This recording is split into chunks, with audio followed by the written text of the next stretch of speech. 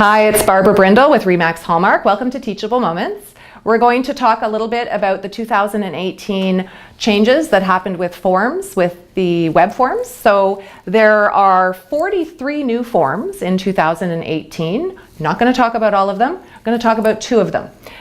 So I'll draw your attention to Form 280 and Form 380, which are Seller Services Forms Checklist and the Buyer Services Forms Checklist.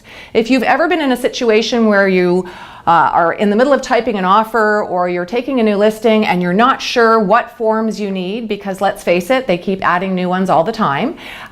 These forms are designed to make it easy for you to decide what forms you need in a transaction. So I encourage you to have a look and pull those down from web forms, Form 280 and Form 380. But just remember, 43 new forms were added in 2018. Now the other ones, there's quite a lot of new forms around options and assignments. So if you do options and assignments, you'll notice a lot of new forms came online, and a lot of those are for residential and commercial, and now we have a full set of documents for schedules, amendments, mutual releases, waivers, notice of fulfillments, and terminations, specifically for options and assignments. So look for those if you do those types of transactions. There's also been one new clause added. It's called an access clause, and it's more specific to when you're drafting an agreement and you want to provide access to a buyer prior to closing. Have a look at Access 9, ACC-09 is what it's under web forms, and it's quite a nice option to use to provide access to your buyer before closing.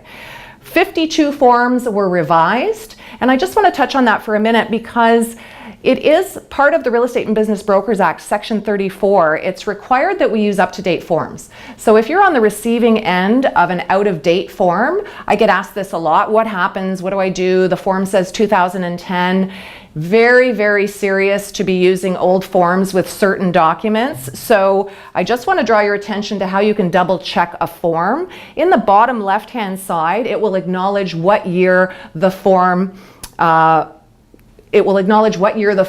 was changed. And in the bottom right, it stamps the year that the form was revised. So look for the bottom left to know that it's a 2018 approved form, and the bottom right will tell you the last year that it was revised.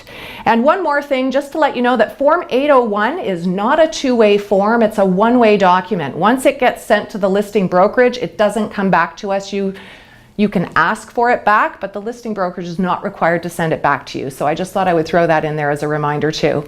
Thanks so much for tuning in, and we'll see you next year for next year's forms update.